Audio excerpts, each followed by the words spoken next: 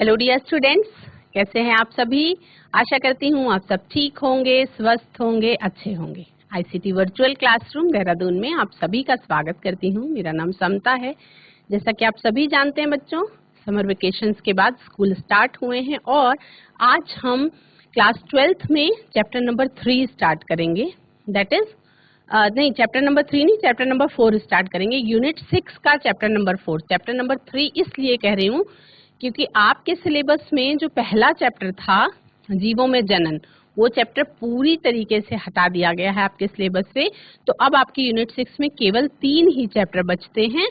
पहला चैप्टर जो था sexual reproduction in flowering plants, दूसरा चैप्टर आपका था ह्यूमन रिप्रोडक्शन और तीसरा चैप्टर जो है वो है आपका रिप्रोडक्टिव हेल्थ। तो हम चलेंगे स्मार्ट बोर्ड की तरफ और रिप्रोडक्टिव हेल्थ वाला चैप्टर स्टार्ट करेंगे।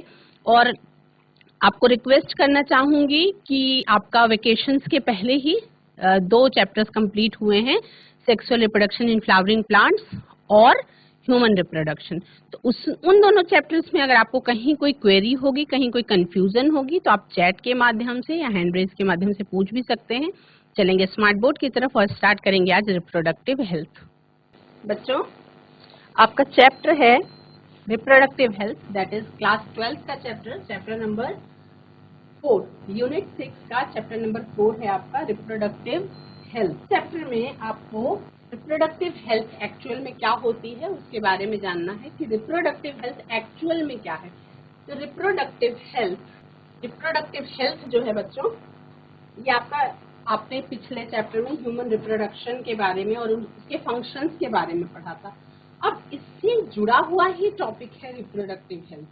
तो जो टॉपिक रिप्रोडक्टिव हेल्थ है उसके बारे में हमें इस चैप्टर में डिस्कस करना है। तो सबसे पहले हमको ये जानना है कि रिप्रोडक्टिव हेल्थ जो है इससे हम क्या समझते हैं। जो रिप्रोडक्टिव हेल्थ है, इस शब्द का मतलब क्या है। इस शब्द का मतलब है हेल्दी रिप्रोडक्टिव ऑर्गन्स और उसके नॉर्मल फंक्शंस। रिप्रोडक्टिव हेल्थ का मतलब है कि जो रिप्रोडक्टिव ऑर्गन्स हैं वो मेल और फीमेल बोथ में हेल्दी हो और वो नॉर्मल तरीके से फंक्शन करते हो, मतलब उनका जो काम है वो अपना काम परफेक्शन से सही तरीके से सुचारू रूप से कर पा रहे हो, उसमें किसी भी प्रकार की कोई डिजीज या इलनेस ना हो, तो उसे हम रिप्रोडक्टिव हेल्थ समझते हैं। अब इसका एक ब्रॉड पर्सपेक्टिव भी है। क्या रिप्रोडक्शन जो है वो इमोशनल और सोशल एस्पेक्ट्स में भी हेल्दी होना चाहिए, तब हम मानते हैं। तो अगर हम ये कहें कि हेल्थ जो है, वर्ल्ड हेल्थ ऑर्गेनाइजेशन के अनुसार रिप्रोडक्टिव हेल्थ का मतलब क्या है कि रिप्रोडक्शन के सभी पहलुओं जैसे कि फिजिकल, साथ साथ मेंटल और उसके बाद इमोशनल, तीनों तरीके की हेल्थ अगर ठीक है तब हम कहेंगे कि रिप्रोडक्टिव हेल्थ ठीक है। तो फिजिकल, इमोशनल और बिहेवियरल हेल्थ, सोशल हेल्थ, ये सब में टोटल वेलबींग हो तो हम मान सकते हैं कि रिप्रोडक्टिव हेल्थ ठीक है। तो रिप्रोडक्टिवली हेल्दी समाज कहा जा सकता है जिसमें लोगों के रिप्रोडक्टिव ऑर्गन्स फिजिकली और फंक्शनली सामान्य रूप से काम करते हो और सेक्स रिलेटेड सभी पहलुओं में उनकी इमोशनल और बिहेवियरल क्रियाएं जो है वो समान। तो क्या कहते हैं, it is defined as the total wellbeing in all aspects of reproduction. Total wellbeing का मतलब पूर्ण रूप से स्वस्थ होना, फिजिकल भी, मेंटल भी और इमोशनल भी। आप सभी क्लास 12th में हैं तो बहुत ज्यादा फिजिकल, मेंटल और इमोशनल वर्ड्स के डीप में जाने की जरूरत नहीं है। आप सभी को पता है कि टोटल वेलबींग का मतलब फिजिकली मतलब शारीरिक रूप से स्वस्थ होना चाहिए, मेंटल यानी रिप्रोडक्शन वाले एस्पेक्ट को लेकर के मानसिक रूप से कोई डर या तनाव या कोई दबाव नहीं होना चाहिए, और इमोशनल यानी कभी कोई घटना ना हुई हो, इमोशनली यानी कि अपने संवेगों के आधार पे भी बहुत स्ट्रॉन्ग और बैलेंस्ड लाइफ जिसको कहते हैं वो होना चाहिए। तो it is defined as the total wellbeing in all aspects of reproduction.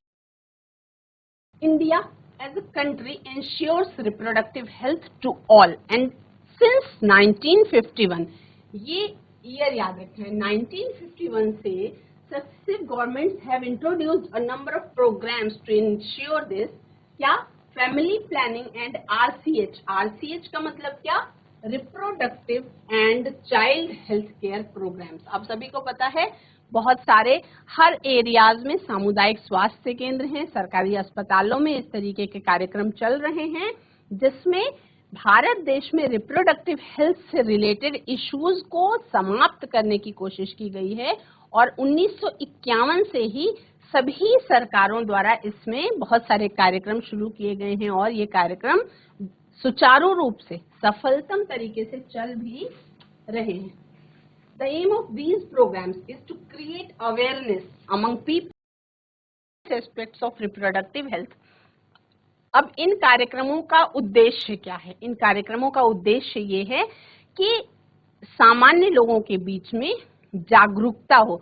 देखिए, समाज में कई प्रकार के लोग रहते हैं। एक तो पढ़ा लिखा तबका है। पढ़ा लिखा समाज का मतलब जहाँ पे जैसे आप पढ़े लिखे की श्रेणी में आ चुके हैं, अब आप क्लास 12th में आ चुके हैं, है ना, तो पढ़े लिखों को जागरूकता होती है। लेकिन भारत देश में बहुत बड़ा समाज ऐसा है जो पढ़े लिखे नहीं हैं और अगर पढ़े लिखे हैं तो ठीक तरीके से, यानी कि उस तरीके से सीरियस होकर के गंभीर रूप से उनको रिप्रोडक्टिव हेल्थ के बारे में जानकारी नहीं है। या रिप्रोडक्टिव हेल्थ के बारे में जानकारी किसे हो सकती है? स्वास्थ्य से जुड़े लोगों को, चिकित्सा से जुड़े लोगों को, साइंस सब्जेक्ट लेके पढ़ रहे बच्चों को और कुछ लोगों को जो पढ़े लिखे हैं। लेकिन बहुत सारे लोग ऐसे हैं जो पढ़े लिखे नहीं हैं और जिनको हर चीज की जानकारी नहीं है। तो इन कार्यक्रमों का उद्देश्य क्या है कि ऐसे लोगों के बीच में जागरूकता पैदा करना कि रिप्रोडक्टिव हेल्थ उनकी ठीक रहे।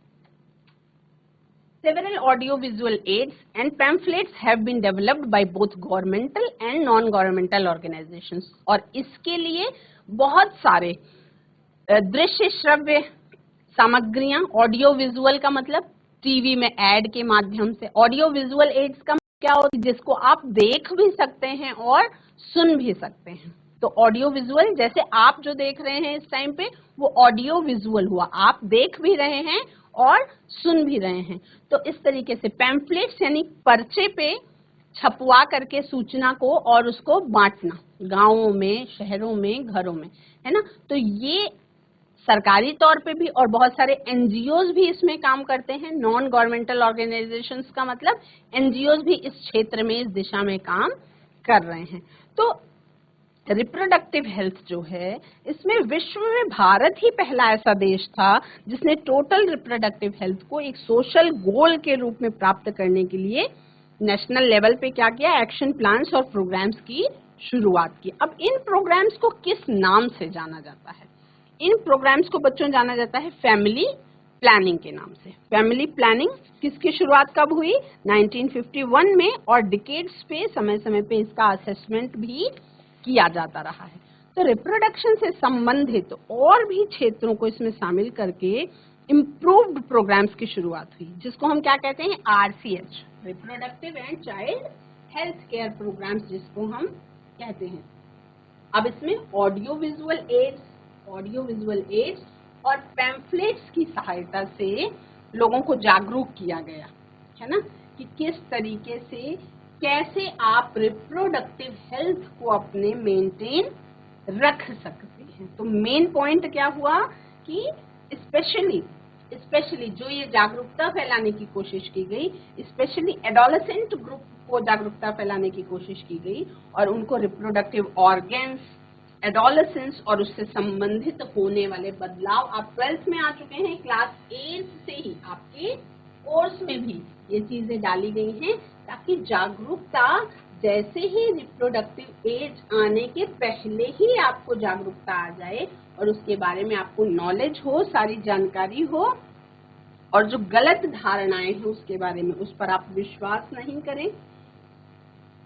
सेक्स संबंधी गलत धारणाओं से भी दूर रहें, मिसकंसेप्शन से भी छुटकारा मिले और कोई भी तरीके का मिथ का मतलब कोई भी ऐसा अफवाह जो उसके बारे में सही नहीं है, लोग मानने लगे और वो कहते हैं कि ऐसा होता है, तो इसलिए उस मिथ पे भी कोई विश्वास न करें।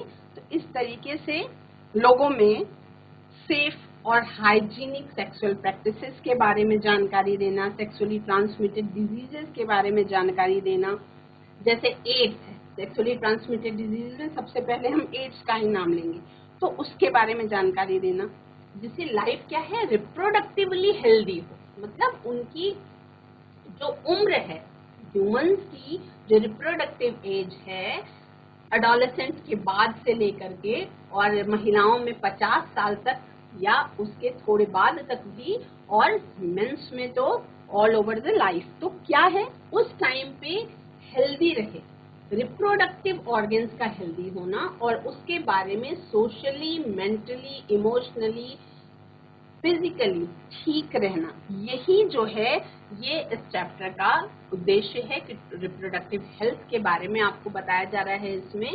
तो इसमें हम क्या देखते हैं बच्चों कि रिप्रोडक्टिव हेल्थ जो है अवेयरनेस है, awareness is being created among school children by introducing sex education in schools.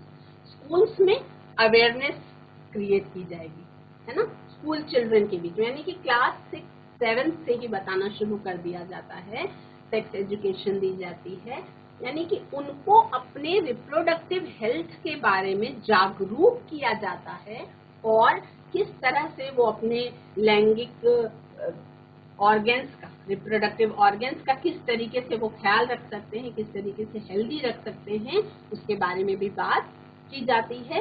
ये शिक्षा जो है वो बच्चों में लड़कों को और लड़कियों को दोनों को समान रूप से दी जाती है और उनको अलग अलग तरीके से बताया जाता है, ठीक है। It is essential to provide medical assistance, बहुत आवश्यक है ऐसे लोगों को मेडिकल असिस्टेंस प्रोवाइड करना जो इस तरीके की प्रॉब्लम्स से जूझ रहे हैं, जैसे कि STDs, sexually transmitted diseases, pregnancy, contraception and infertility, specially in villages. हमारा भारत देश जो है इसमें गांव के एरिया में बहुत सारे लोग, मैंने जैसे कि बात करी थी कि जागरूकता फैलाने की कोशिश की जा रही है, तो मतलब सेक्सुअली ट्रांसमिटेड डिजीजेस के बारे में जागरूकता होनी चाहिए, प्रेगनेंसी के बारे में, गर्भ धारण के बारे में जागरूकता होनी चाहिए कि कब करना है, कब नहीं करना है, अगर नहीं करना और हो गया तो कैसे बचना है। कॉन्ट्रासेप्शन का मतलब प्रेगनेंसी होने ही ना पाए उसके क्या क्या तरीके हैं। इनफर्टिलिटी का मतलब कुछ कपल्स ऐसे हैं, कुछ दंपत्ति ऐसे हैं जिनकी बच्चे नहीं होते हैं, तो जिसको हम बांझपन के नाम से जानते हैं कि बच्चे नहीं हो पा रहे हों, तो उसके बारे में बताना क्या कारण है, उसके बारे में इलाज करना, उनको मेडिकल असिस्टेंस प्रोवाइड करना, ये सब बहुत आवश्यक है। स्पेशली कहाँ पे, गांवों में, जहाँ पे बहुत ज्यादा, ऐसे तो अब जागरूकता है, लोग गांवों में भी पढ़ लिख रहे हैं, लेकिन फिर भी गांवों में इन फैसिलिटीज पर थोड़ा सा ज्यादा जोर दिया जाता है, क्योंकि भारत की लगभग 70% से ज्यादा जनता तो कहाँ रहती है, गांवों में भी, और गांवों में उतनी ज्यादा सुविधाएं नहीं है, तो सरकारों द्वारा हमेशा ही कोशिश की जाती रही है कि मेडिकल असिस्टेंस जो है वो गांवों में अच्छी हो पाए, यहाँ यानी कि वहां पे इस तरीके से रिप्रोडक्टिव हेल्थ से रिलेटेड जो इश्यूज हैं उनको सॉल्व किया जा सके, और रिप्रोडक्टिव हेल्थ से रिलेटेड इश्यूज को सॉल्व करने के लिए वहां पे मेडिकल असिस्टेंस का होना बहुत ज्यादा जरूरी है। अब इसमें एक और, एमनियोसेंटेसिस। एमनियोसेंटेसिस क्या होता है, फीटल सेक्स डिटर्मिनेशन, इसके बारे में बहुत ध्यान से सुनेंगे। जब बच्चा पेट में हो, है ना, जब माँ गर्भ धारण कर चुकी हो, बच्चा पेट में हो, ये प्रैक्टिसेस बहुत बड़े पैमाने पर भारत देश में होती थी, तो इसके लिए अब इसमें बैन लगा दिया गया है। क्यों? क्योंकि गर्भ में पल रहा बच्चा लड़का है या लड़की है, आप क्लास 12th में हैं, सभी बच्चे शॉक होंगे, आजकल ये प्रैक्टिसेस कम हो रही हैं, पर मेरे बचपन में, मतलब एक पीढ़ी पहले तक आप अपने पेरेंट्स से भी पूछ सकते हैं, उस समय में क्या होता था कि पेट में बच्चा आने से पहले ही लोग ये जानने की कोशिश करते थे, जानने की इच्छा करते थे कि पेट में पल रहा बच्चा लड़की है या लड़का है, ठीक है। अब पेट के अंदर है, पता कैसे चलेगा, तो उसमें डॉक्टर्स ने हेल्प करी, मतलब डॉक्टर्स ने, जो कि क्राइम था, लेकिन बिना डॉक्टर की हेल्प के ये चीज हो नहीं सकती थी, तो डॉक्टर्स ने ही हेल्प करी। और एमनियोसेंटेसिस, एमनियोसेंटेसिस का मतलब, इस शब्द को ध्यान से सुनेंगे, एमनियोसेंटेसिस का मतलब जो एमनियन होता है, जिसको हम कहते हैं प्लेसेंटा, जो बच्चा हॉर्मोन्स का है, जो ग्रोथ कर रहा है, तो बच्चा जिस थैले के अंदर है उसके अंदर का फ्लूइड निकाल करके उससे टेस्ट कर लेना कि पेट में पल रहा बच्चा लड़का है या लड़की है। और अगर लड़की है तो क्या फीमेल फीटिसाइड होना, यानी कि फीटस के रूप में ही अगर फीमेल है तो उसको अबॉर्ट कर देना या खत्म करवाना, ये प्रैक्टिसेस होने लगी थी। तो इसलिए एमनियोसेंटेसिस वाला जो टेस्ट था, मतलब इस बहाने से होता था कि जैसे कोई रोग है, कोई बीमारी है, कोई परेशानी है, उस बहाने से ये टेस्ट होते थे और उसमें पता कर लिया जाता था डॉक्टर्स, जिसको हम अल्ट्रासाउंड के बहाने से होता था, जिसको हम अल्ट्रासाउंड के नाम से जानते हैं, है ना। तो अल्ट्रासाउंड के नाम से पेशेंट अंदर गया और अंदर टेस्ट हुआ, तो इसमें गलती किसकी? डॉक्टर्स की। बोथ गलती हुई, मतलब पेरेंट्स की भी गलती हुई, जो अपने पेट में पल रहे बच्चे का टेस्ट करवा रहे हैं ये पता करने के लिए कि पेट में लड़की है या लड़का है। तब वो डिसाइड करेंगे कि वो बच्चा पृथ्वी पर आएगा या नहीं आएगा। अगर लड़का है तो आएगा, लड़की है तो नहीं आएगी। तो इससे क्या हुआ? इससे बहुत बड़े पैमाने पे महिला और पुरुष की संख्या में जो अंतर होने लगा था, मतलब 1000 पुरुषों पे 700-800 महिलाएं, तो ये जो सेक्स रेशियो था वो बहुत बड़े बुरे पैमाने पर चेंज हुआ था। तो उसके बाद से गवर्नमेंट ने क्या कर दिया, इस पर बैन लगा दिया। लेकिन अभी भी आप भी जानते हैं और मैं भी जानती हूँ कि 100% इसको खत्म नहीं किया जा सका है। कहीं कहीं ये चीजें जरूर हो रही हैं, लेकिन फिर भी काफी हद तक कोशिश की गई है और रोक भी लगाई गई है। अब इसमें क्या है, क्राइम है तो डॉक्टर्स ही अवॉइड करने लगे। अगर डॉक्टर्स नहीं करेंगे तो डॉक्टर्स के बिना, एमनियोसेंटेसिस की जो प्रैक्टिस है ये बिना डॉक्टर्स की हेल्प के हो ही नहीं सकती। तो बाद में बहुत बार क्या हुआ, क्लिनिक्स में छापे पड़े, क्लिनिक्स बंद हुए, डॉक्टर्स की जो रजिस्ट्रेशन थी उसको खत्म किया गया, मतलब बहुत बड़े बड़े क्राइम वाले फिर अपराध की श्रेणी में इसको रख दिया गया। तो थोड़ा सा ये कम हो गया है। अब आपको शहरों में नहीं मिलेगा इजीली, लेकिन फिर भी मैंने बहुत जगह अभी भी देखा। तो 100% कोई भी अपराध खत्म नहीं हो सकता, लेकिन बैन कर दिया गया है तो काफी हद तक इस पर रोक लगाई जा सकी है। अब हम बात करेंगे पॉपुलेशन एक्सप्लोजन। पॉपुलेशन एक्सप्लोजन का मतलब क्या? आप स्क्रीन में देख रहे हैं, जिधर देखिए उधर इंसान ही इंसान, इंसान ही इंसान, रहने की जगह नहीं, खाने के लिए खाना नहीं, पहनने के लिए कपड़ा नहीं, नौकरियां नहीं, कुछ भी नहीं, लेकिन भीड़ पूरी।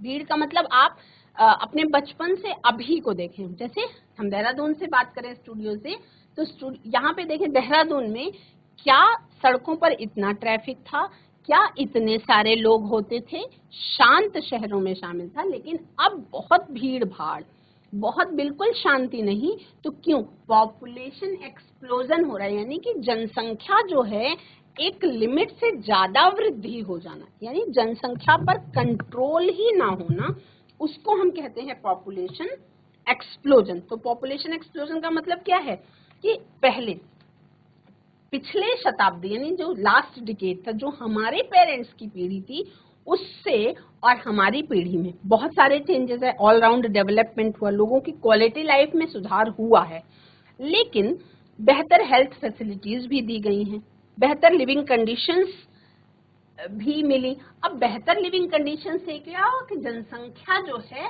वो बहुत ज्यादा वृद्धि कर गई, यानी पॉपुलेशन जो है वो एकदम एक्सप्लोजन हो गया, जिसको कहते हैं जनसंख्या का विस्फोट हो गया। तो देखो 19 में पूरे विश्व की संख्या जो थी वो थी 2 बिलियन, है ना। 2000 में 6 बिलियन हो गई, यानी कि 3 गुना बढ़ चुकी थी। और 2011 में ये 7.2 बिलियन हो चुकी थी, मतलब कि बहुत ज्यादा। इसी को हम कह रहे हैं पॉपुलेशन एक्सप्लोजन, यानी कि जनसंख्या का विस्फोट हो जाना। तो अगर हम अपने देश की बात करें तो हमारे देश में, देश की आजादी के टाइम पे 350 मिलियन थी। मई 2000 में ये रिपोर्ट्स बताती हैं मई 2000 में 1 बिलियन से ऊपर थी और मई 2011 में ये 1.2 बिलियन को भी क्रॉस कर चुकी है। जो जनसंख्या का हमारे यहाँ जनगणना होती है उसमें 2011 मई 2011 में जो की गई थी उसके बाद भी 10 साल बीत चुके हैं। तो अब कितना बढ़ चुकी होगी ये आप सभी समझ सकते हैं। मतलब इसका क्या है कि दुनिया का हर छठा आदमी इंडियन है यानी कि भारतीय है। तो हमारे भारत देश में कितना ज्यादा बढ़ जनसंख्या उस पर रोक लगाने के लिए मैंने आपको बताया RCH कार्यक्रम लॉन्च किए गए, यानी कि reproductive and child health care programmes और फैमिली प्लानिंग। ये दोनों प्रोग्राम्स परिवार नियोजन जिसे हम कहते हैं कि एक नियोजित तरीके से परिवार को बढ़ाना, उसको हम कहते हैं परिवार नियोजन। यानी कि जैसे शादी के बाद बच्चे कितने होंगे कपल्स, पहले जमाने में आपने देखा होगा आपके दादा दादी 5 भाई 6 भाई या 2 बहनें ऐसे हुआ करते थे। फिर उसकी पीढ़ी के बाद 5 4 3 ऐसे होते थे। आजकल की पीढ़ी में 2 1 होते हैं। अगली पीढ़ी में मतलब जागरूक हो रहे हैं, लेकिन कौन? वो लोग जो पढ़े लिखे हैं और जो आगे बढ़ना चाहते हैं, जो अपने बच्चों को अच्छा जीवन देना चाहते हैं। वो कोशिश करते हैं कि बहुत सारे बच्चे होंगे तो कमाई का साधन, इनकम तो लिमिटेड है, तो कमाई अगर लिमिटेड है तो बच्चों को अच्छा जीवन, अच्छा एजुकेशन, अच्छा खाना, अच्छा पहनना कैसे दे सकते हैं? तो उसके लिए बच्चों की संख्या कम करनी पड़ेगी। एग्जाम्पल के तौर पे ले लेते हैं हम, मान लीजिए एक घर में 5 बच्चे हैं और एक घर में 2 बच्चे हैं। तो जिनके 5 बच्चे हैं वो अगर 10 रोटी बनाते हैं तो 2-2 रोटी बांटेंगे अपने बच्चों में, और जिनके पास 2 बच्चे हैं तो दोनों बच्चों के हिस्से में 5-5 रोटी आ सकती है। तो मतलब जिसके पास कम है उनकी लाइफ जो है क्वालिटी उसकी बेहतर होगी। तो improvement in the quality of life, क्या हुआ? Improvement in the quality of life due to all round development, यानी कि बेटर हेल्थ फैसिलिटीज। भीड़ कम होगी तो स्वास्थ्य से संबंधित जो आपके पास फैसिलिटीज हैं वो अच्छी होंगी, और इम्प्रूव्ड कंडीशंस ऑन लिविंग, यानी कि जीवन जीने के लिए जो सुधार वाले कंडीशंस हैं वो होगी। Has lead to a large increase in the world population और around 1 billion in the year, यानी कि इतनी ज्यादा तेजी से संख्या बढ़ रही है। The causes of population explosion are, अब पॉपुलेशन एक्सप्लोजन के क्या कारण हैं इसके बारे में हम बात करेंगे। यानी कि जनसंख्या, हमने बात कर ली जनसंख्या विस्फोट के बारे में कि हो रहा है, लेकिन जनसंख्या विस्फोट होने का कारण क्या है उसके बारे में भी हमको बात करनी होगी। तो आपने बहुत बार सुना होगा, मतलब ये आपकी पीढ़ी का नारा नहीं है, ये हमारे बचपन का नारा है। यानी हम लोगों के एक आपकी पीढ़ी हो गई, एक आपके टीचर्स की, आपके पेरेंट्स की हो गई, और आपके पेरेंट्स की जब रिप्रोडक्टिव हेल्थ चल रही थी उस एज में, यानी आपके बचपन में ये नारा आपने सुना होगा, हम 2 हमारे 2, यानी एक पति पत्नी के, एक कपल के 2 ही बच्चे होने चाहिए, यानी हम 2 और हमारे 2। ये नारा दिया गया था लोगों को जागरूक करने के लिए कि बच्चे कम हों, है ना। क्योंकि हम जैसे आप ह्यूमन रिप्रोडक्शन के बारे में पढ़ चुके हैं पिछले चैप्टर में, तो रिप्रोडक्टिव हेल्थ को मेंटेन करने के लिए, महिला के स्वास्थ्य को ठीक रखने के लिए और माँ स्वस्थ जीवन जिए, इसके लिए बच्चों का मतलब हर साल एक बच्चा अगर हो रहा है तो ये पॉपुलेशन एक्सप्लोजन का ही कारण है। तो पॉपुलेशन एक्सप्लोजन के क्या क्या कारण आपको बताए गए। एक तो डिक्लाइन इन डेथ रेट, पहले क्या हुआ, maternal mortality rate and infant mortality rate, इसके बारे में पढ़ लेंगे। मैटरनल मॉर्टेलिटी रेट का मतलब क्या हुआ कि मातृत्व, जब मातृत्व हो रहा हो किसी भी माँ में तो बच्चा पैदा करते समय मृत्यु दर कम होना। इन्फेंट मॉर्टेलिटी रेट का मतलब क्या कि प्रसव के दौरान माँ या बच्चे की डेथ रेट में कमी आई है ना। तो ये जो है डिक्लाइन इन डेथ रेट, यानी डेथ रेट, मृत्यु दर में कमी आई है, किसके? माँ के और प्रसव के दौरान होने वाले बच्चे दोनों की डेथ रेट में कमी आई है। तो डेथ रेट में कमी आने का मतलब है कि जनसंख्या विस्फोट का ये एक कारण हो सकता है। मतलब जितने पैदा हो रहे हैं उतने जिंदा हैं, जितनी माँ है, माएँ हैं जो प्रसव के दौरान हैं सुरक्षित, क्योंकि मेडिकल फैसिलिटीज हमारी बहुत अच्छी हो चुकी हैं। और जो भी बच्चे हो रहे हैं वो बच्चे भी सबके सब जीवित हैं। तो ये भी इन्फेंट मोर्टेलिटी रेट इसमें भी कम हुई, मैटरनल मोर्टेलिटी रेट भी कम हुई और इसलिए डेथ रेट जो है वो डाउन पड़ी। अब जब जितनी माएँ हैं, जितने बच्चे हो रहे हैं, सब जिंदा हैं और वो माँ अगले सालों में और बच्चे होंगे तो वो सारे के सारे रहेंगे, तो वो भी जनसंख्या विस्फोट का कारण हो सकता है। मतलब ये रिसर्च बताती है कि डेथ रेट में कमी आई है। क्योंकि पुराने जमाने में क्या होता था बच्चों, अभी आप बिल्कुल नहीं सुनते होंगे इस तरीके के केसेस, लेकिन एक आधा कहीं सुनने को आते हैं। पुराने जमाने में क्या होता था कि प्रसव के दौरान बच्चे का मर जाना या प्रसव के दौरान बच्चा पैदा करने वाली जो माँ है, माँ की डेथ हो जाना, मृत्यु हो जाना, ये बहुत सामान्य था। मतलब बहुत सामान्य घरों में भी होता था। हम कह सकते हैं जिनका स्तर रहने खाने का बहुत अच्छा था उनके घरों में भी होता था, क्योंकि तब क्या थी, तब स्वास्थ्य की सुविधाएं इतनी अच्छी नहीं थी। दूसरा, increase in the number of people in the reproducible age, यानी कि भारत देश में क्या है, भारत देश में यंग लोगों की संख्या अब बहुत ज्यादा है। मतलब बुजुर्ग, देखिए जो बूढ़े हैं उनकी रिप्रोडक्टिव एज खत्म हो चुकी होती है और जो छोटे बच्चे हैं उनकी भी नहीं होती। तो बीच की एज यानी कि 18 से लेकर के 40-50 वाली उम्र जो है उसके लोग यदि ज्यादा हों तो रिप्रोडक्टिव एज में रिप्रोडक्शन की संभावना ज्यादा, और इसलिए रिप्रोड्यूसिबल एज के लोग यदि ज्यादा हैं तो जनसंख्या विस्फोट का ये भी एक कारण माना जा सकता है। दूसरा, population explosion causes a scarcity of every basic need.